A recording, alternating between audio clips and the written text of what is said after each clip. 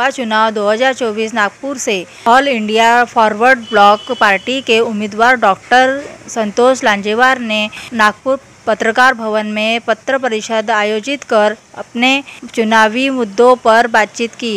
आइए देखते हैं हमारे विराट न्यूज़ लाइव की यह खास रिपोर्ट। होत आहे आणि मी त्याचा उमेदवार आहे। मला या उमेदवारीला काही संघटनांचा शाखांचा या ठिकाणी पाठिंबा सुद्धा मिळालेला आहे, समर्थन मिळालेलं आहे। तर त्या वेगवेगळ्या संघटनांचे आणि समाजाचे सुद्धा पदाधिकारी या ठिकाणी उपस्थित आहेत। तर पहिल्यांदा त्यांच्याकडून आपण त्यांच्या समर्थनांचे जाणून घेऊ आणि त्यानंतर मी माझी भूमिका परत आपल्यासमोर ठेवेन। मी डॉक्टर प्रमोद मेश्रे, कलार विचार मंचाचा अध्यक्ष। आजपर्यंत सामाजिक कार्य मध्ये समाजामध्ये आम्ही काम करतो, पण समाजाचा विचार आजपर्यंत जे काही आमच्या काही समस्या आहेत त्या जाणून घेण्याचा प्रयत्न आजपर्यंत केलेला नाही। त्यामुळे समाजाचा एक उमेदवार आजच्या त्या लोकसभेमध्ये उभा आहे। त्या दृष्टिकोनातून समाजाची जास्तीत जास्त शक्ती दाखवण्याचा आमचा प्रयत्न असून आणि आमच्या उमेदवाराला विजय आणण्यासाठी आम्ही आमचा कला विचार मंचाचा पाठिंबा दिलेला आहे।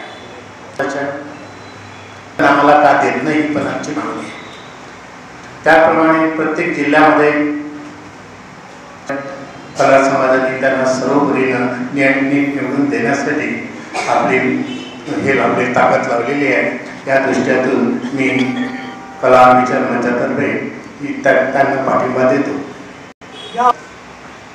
आजपर्यंत आम्ही कुठल्याच पक्षाला पाठिंबा दिलेला नाही आहे। फक्त आम्ही जो कोणी असेल राजकीय क्षेत्रात आजपर्यंत समाज आलेला नाही होता, त्यामुळे समाजाचा विचारच होत नव्हता। म्हणून यावेळेला ॲडव्होकेट लांजेवार हे उमेदवार म्हणून उभे राहिलेले आहे, म्हणून त्यांना सर्व पाठिंबा देऊन आपण आपल्या समाजाच्या मागण्या कशा रेटता येईल हा आमचा प्रयत्न आहे। मी पुरुषोत्तम पाटील, प्रमाणित लेखा परीक्षक, सरकारी संस्था Nagpur, Maharashtra certified auditor union संघटनेचा आम्ही कोषाध्यक्ष आहे। आमच्या संघटनेचं पण ॲडव्होकेट संतोष लांजेवार यांना समजतं। आम्ही ऑडिट करताना बरेच आम्हाला अडचणी निर्माण होतात, त्यामुळे आमच्या पॅनलचा आणि आमच्या संघटनेचे अध्यक्ष आहेत संतोष लांजेवार, त्याच्यामुळे आमचाही एक प्रतिनिधी सरकारच्या याच्यावर असावा पॅनल, अशी आमची भूमिका आहे। पत्रकार मित्रांनो नमस्कार, जय हिंद। मी Maruti Wankhede, All India Forward Bloc Maharashtra राज्य उपाध्यक्ष, पूर्वी महाराष्ट्राचा सचिव होतो।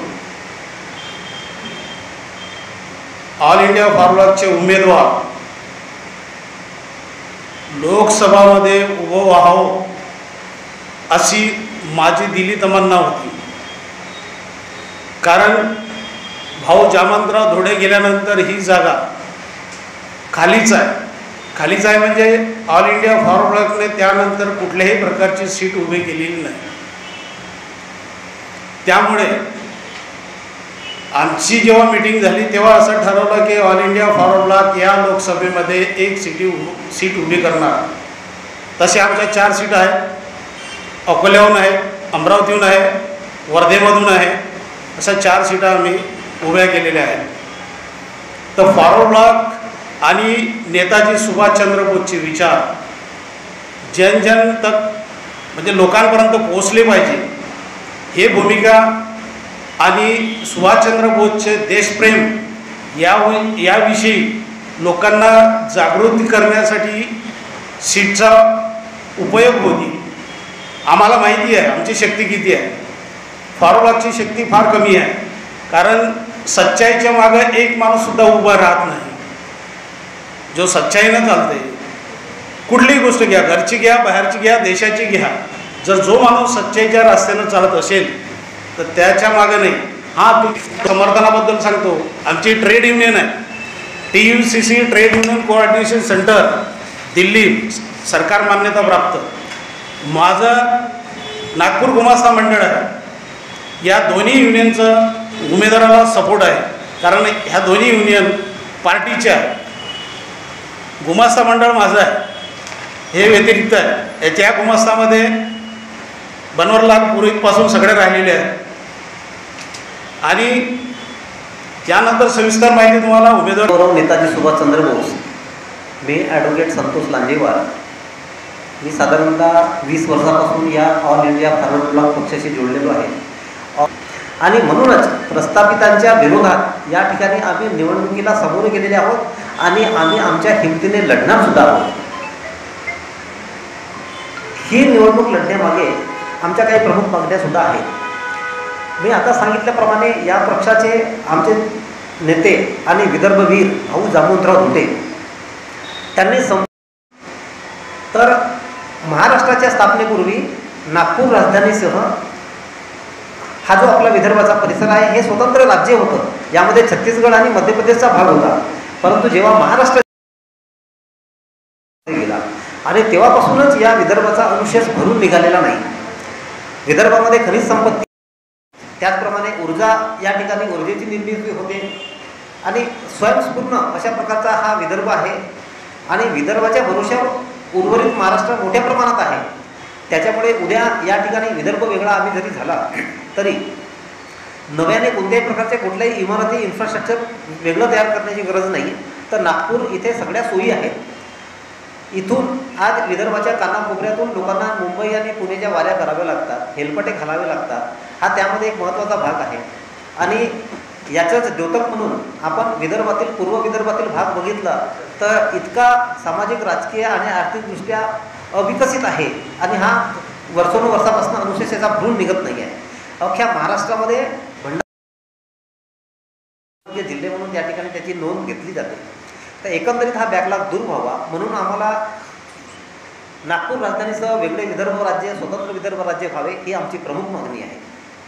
इतर पक्षांनी सुद्धा मधल्या काळामध्ये ह्या विदर्भाच्या, वेगळ्या विदर्भाच्या नावावर वेगळं विदर्भ देऊ याच्या नावावर राजकारण केलं. निवडणुका जिंकून आले पण ते नंतर विसरून गेले विदर्भाला आणि विदर्भामधल्या नेत्यांना, लोकांना सुद्धा, जनतेला सुद्धा याची कल्पना आली नाही की आपल्याला वेगळा विदर्भ मिळेल आणि वेगळा विदर्भ मिळाला तर आपला विकास होईल किंवा हे सत्ताधारी पक्ष आता विदर्भ देऊ शकतील हे सुद्धा वाटत नाही आहे.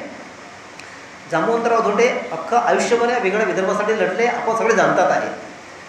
त्यामुळे आमची या पक्षाची एक प्रमुख आमच्या जाहीरनाम्यामध्ये मागणी आहे. दुसरं,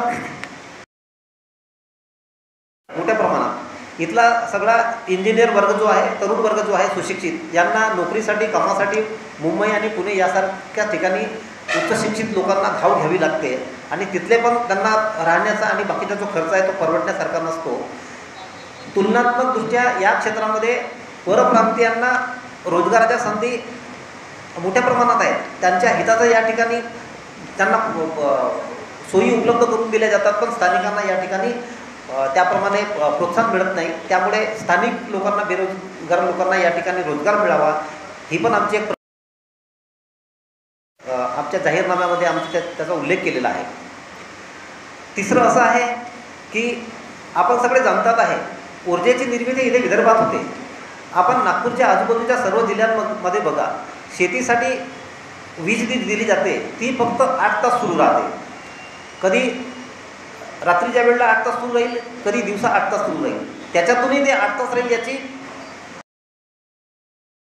म्हणण्याचे तात्पर्य असं आहे की एवढा इथे विजेचं उत्पादन होताना सुद्धा इथल्याच शेतकरी वर्गाला इथली विजेची कमतरता का? तर हा आमच्या आणि सगळ्यासमोर सुद्धा आपल्या पक्ष या ठिकाणी काम करेल ही पण आमची मागणी आहे.